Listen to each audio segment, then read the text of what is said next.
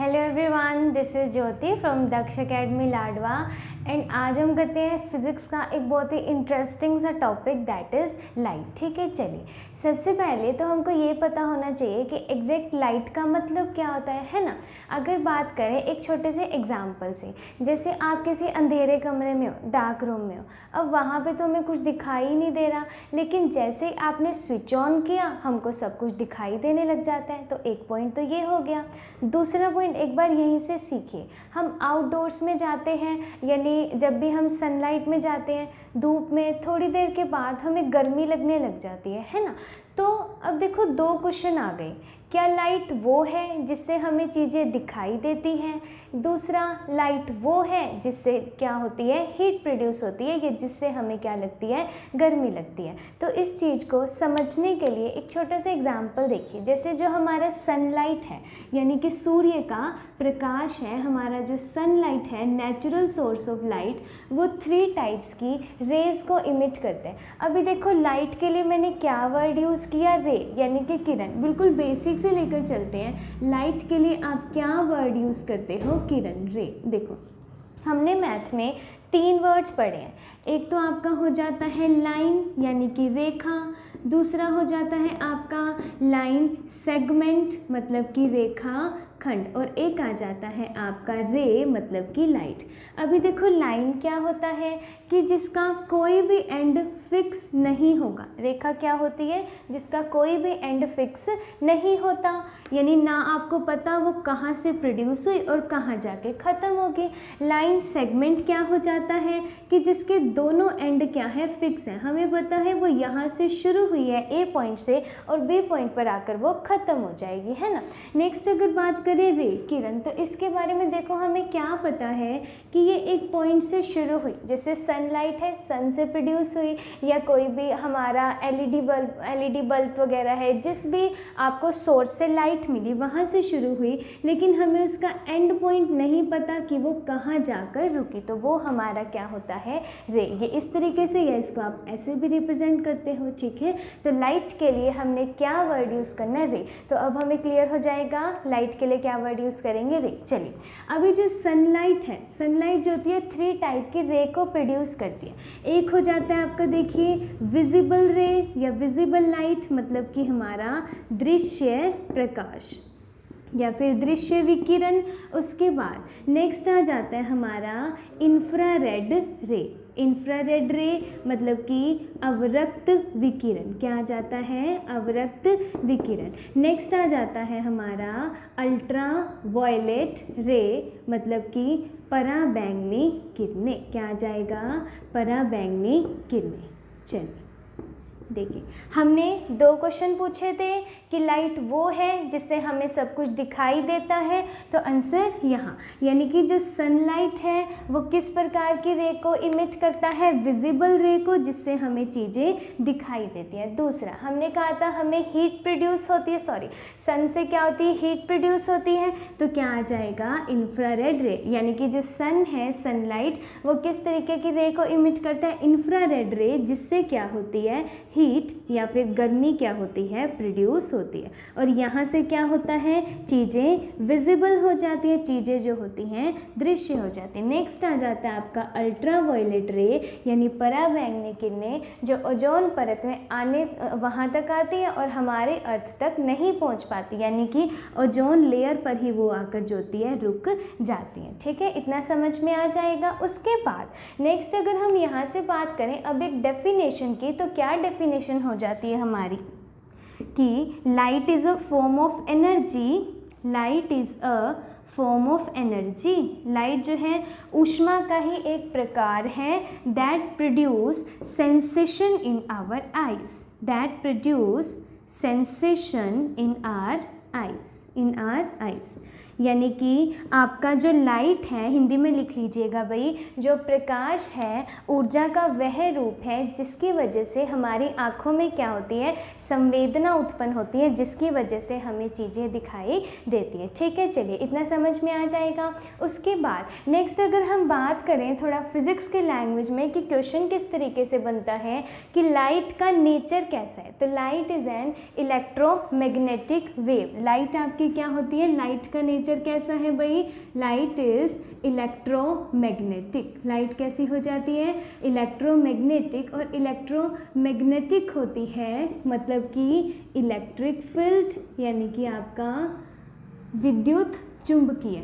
ठीक है, कैसी होती है लाइट आपकी? विद्युत चुंबकीय, कि जो हमारा इलेक्ट्रिक फील्ड है एंड जो हमारा मैग्नेटिक फील्ड है, दोनों साइमल्टेनियसली इस तरीके से हमारा चलते रहते हैं। ठीक है, इस तरीके से। ये जैसे आपका देखो इलेक्ट्रिक फील्ड, यहाँ पर ये चीज़ें, ठीक है, यहाँ से ये आ जाते। तो इलेक्ट्रिक फील्ड एंड आपका मैग्नेटिक फील्ड ये आपका साइमल्टेनियसली चलते रहते हैं। उसके बाद यहाँ से एक क्वेश्चन ये हो जाता है कि लाइट का कैसा नेचर है? इलेक्ट्रोमैग्नेटिक। एक और लिख लीजिएगा, light is a dual nature. Light का नेचर कैसा होता है? Dual nature. ड्यूल नेचर का मतलब क्या है कि वो दो प्रॉपर्टी शो करती है। एक तो वेव, मतलब कि लाइट जो है वो तरंग भी है, और दूसरा लाइट जो है हमारा वो पार्टिकल भी है, यानी कि कण।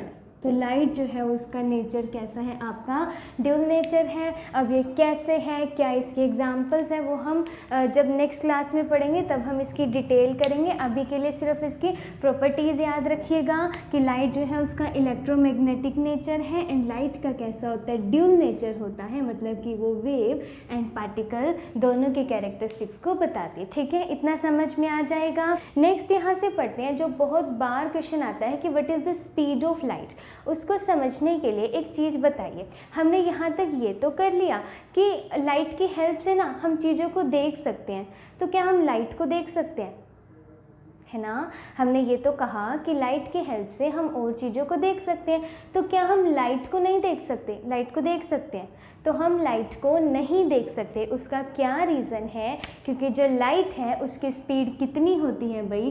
3 × 10⁸ मीटर पर सेकेंड। वेरी वेरी इंपॉर्टेंट, ये आपके क्या होती है? Speed of light. ठीक है, जैसे मान लीजिए कोई गाड़ी है, वो आपके पास से एकदम 100 की स्पीड से चली गई। ठीक है, हमें दिखाई दे देगी, कोई दिक्कत नहीं है ना। अगर वही गाड़ी 1000 की स्पीड से चली जाए, 5000 की स्पीड से चली जाए, हम तो देखते ही रह जाएंगे कि हाँ कुछ ना कुछ तो गया था, है ना। तो देखो यहाँ कितनी स्पीड है भाई? 3 × 10⁸। तो इतनी स्पीड को देखना पॉसिबल नहीं है। तो लाइट की स्पीड कितनी हो जाती है इन वैक्यूम या फिर निर्वात में? बहुत बार क्वेश्चन आता है भाई, what is the speed of light in vacuum? तो क्या हो जाएगा? 3 × 10⁸ मीटर पर सेकेंड। ठीक है, चलिए इतना समझ में आ जाएगा।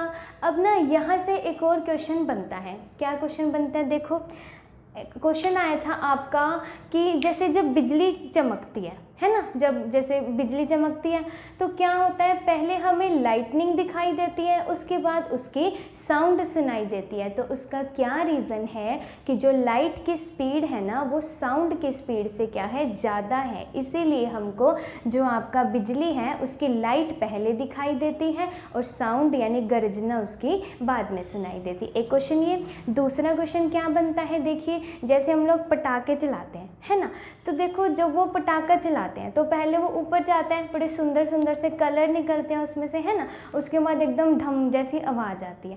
तो उसका भी क्या रीज़न है कि पहले आपको लाइट दिखाई दी, उसके बाद वहाँ पर क्या होती है? साउंड प्रोड्यूस होती है। तो जो लाइट है उसकी स्पीड आपकी क्या होती है? साउंड की स्पीड से ज़्यादा होती है। डायरेक्ट फॉरवर्ड ये हमारा क्वेश्चन बनता है। उसके बाद नेक्स्ट अगर यहाँ से बात करें कि जो लाइट की स्पीड है ना, हमने ये तो बता दिया लाइट की स्पीड ज़्यादा है, ये एग्जैक्ट नंबर हमने याद रखना है ना। इसके बाद आता है हमारे पास कुछ लाइट की बेसिक एप्लीकेशंस करते हैं। हाँ देखिए, हम एक चीज़ पढ़ते आए हैं कि जो लाइट है हमेशा वो स्ट्रेट लाइन में ट्रैवल करती है, यानी कि सीधी रेखा में चलती है, स्ट्रेट लाइन में। अब अगर बात करें हमें लाइट को ना बेंड करवाना है, लाइट को क्या करवाना है? बेंड करवाना है।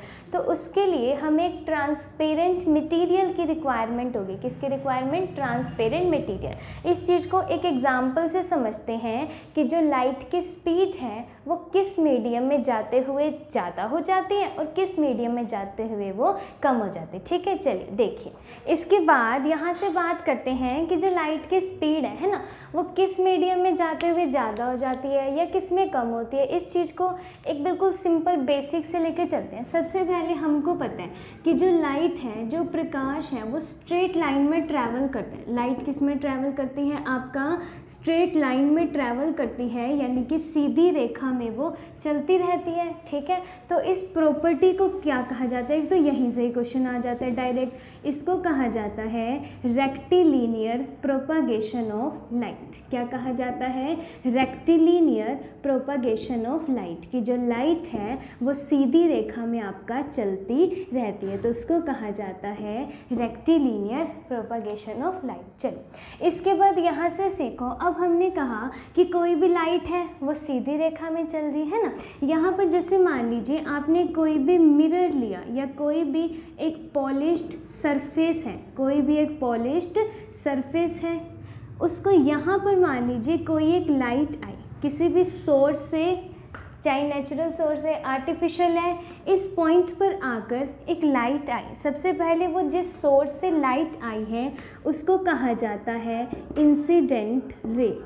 सॉरी, ये जो रे है इसको कहा जाता है इंसिडेंट रे, मतलब कि आंतरिक किरण। क्या कहा जाता है? Incident ray. अब ये यहाँ पर आई, यहाँ पर हम क्या करते हैं? एक नॉर्मल ड्रॉ कर लेते हैं। क्या ड्रॉ कर लेते हैं? एक नॉर्मल। ये इसके ये परपेंडिकुलर है, ये ड्रॉ कर लिया।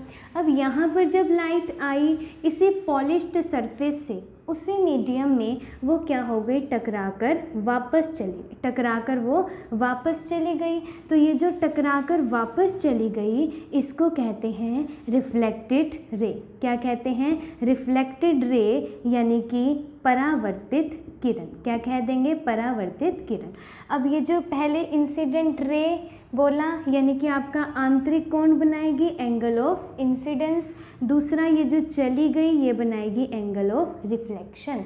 तो इस केस में क्या होता है? जब आपका एक ही मीडियम है, लाइट एक ही डायरेक्शन में चल रही है, तब उस केस में जो एंगल ऑफ इंसिडेंस है यानी आंतरिक कोण परावर्तित कोण के क्या होता है? बराबर। इतना समझ में आ जाएगा। और ये हमारा किस लॉ को बताता है? आपका लॉ ऑफ रिफ्लेक्शन।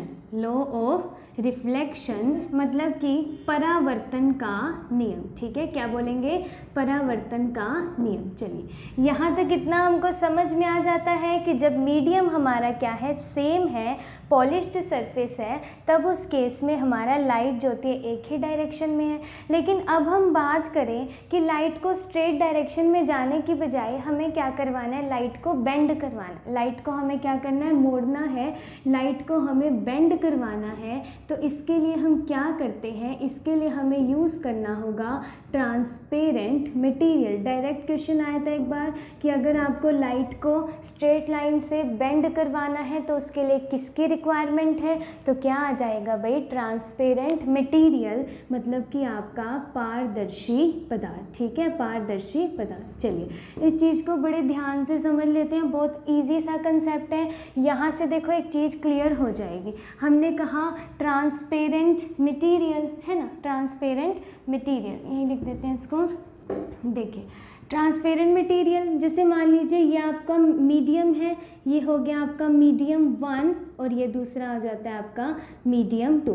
मीडियम क्या हो जाता है? हमारा माध्यम, जिसके अंदर आपका एयर हो सकता है, आपका ग्लास हो सकता है, वाटर हो सकता है, कुछ भी, कोई भी क्या आ सकता है यहाँ पर? मीडियम आ सकता है। अभी देखो, जैसे हमने बात करी है ये ऊपर एयर है, यहाँ ले लीजिए ग्लास। ये कौन सा मीडियम हो गया आपका?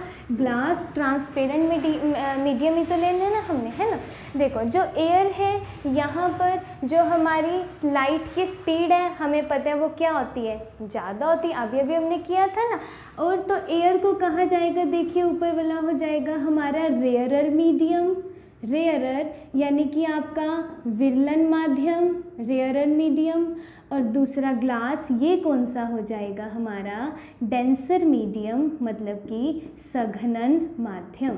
सघनन माध्यम। ठीक, चलिए अभी देखो, जैसे ही लाइट किसी सोर्स से आई, यहाँ पर लाइट आई, तो जब भी लाइट आती है उसको क्या कहा जाता है? इंसिडेंट रे, यानी कि आपका आंतरिक किरण। और ये कौन सा एंगल बनाएगी यहाँ पर? Angle of incidence. यहाँ पर सेम नॉर्मल ड्रॉ कर लीजिए।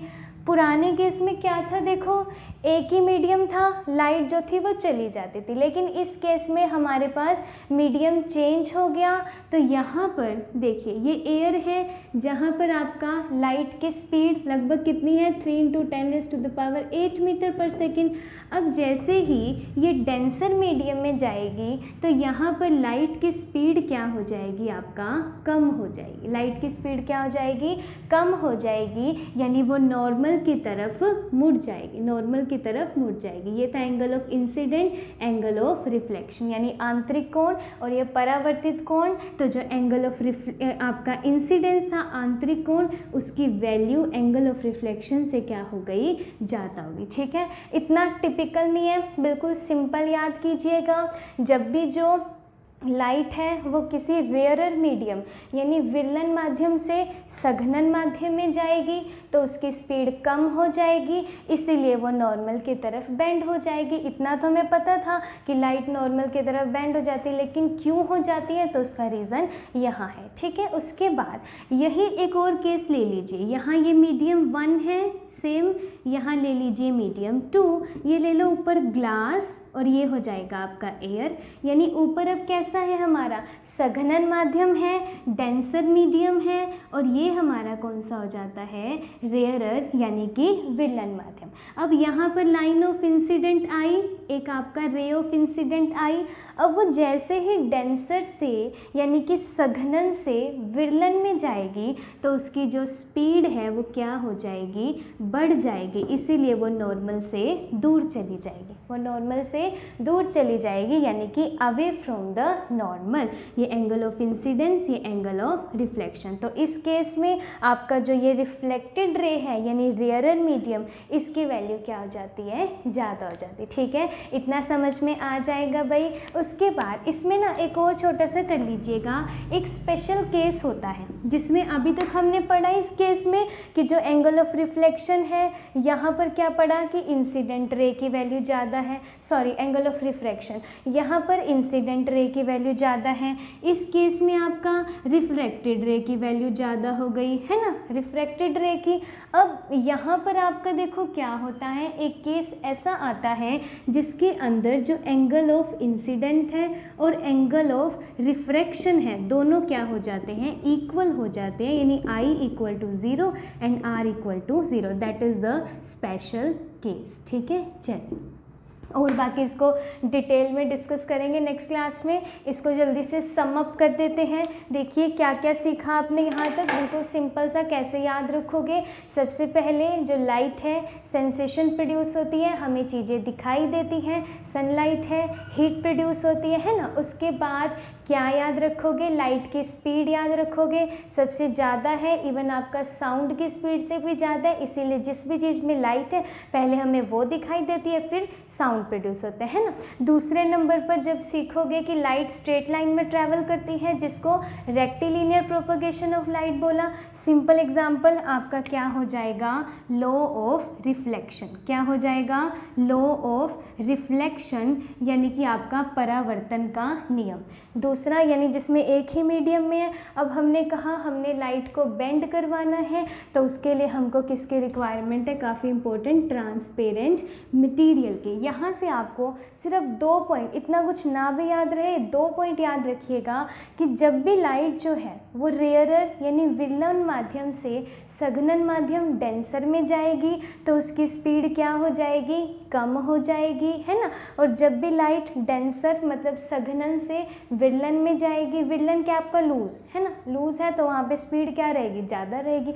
जब भी वहाँ जाएगी तो लाइट की स्पीड क्या हो जाएगी, ज़्यादा। और एक ये हमारा स्पेशल केस। ठीक है, ये जो दूसरे बड़े ना अपने अलग अलग मीडियम, एक मीडियम से दूसरे मीडियम में जाते हैं, ये आपके क्या हो जाते हैं भाई, लॉ ऑफ रिफ्रैक्शन। किसकी बात करते हैं यहाँ पे, लॉ ऑफ रिफ्रैक्शन, मतलब कि अपवर्तन के नियम। ये कौन से हैं आपका, अपवर्तन के नियम।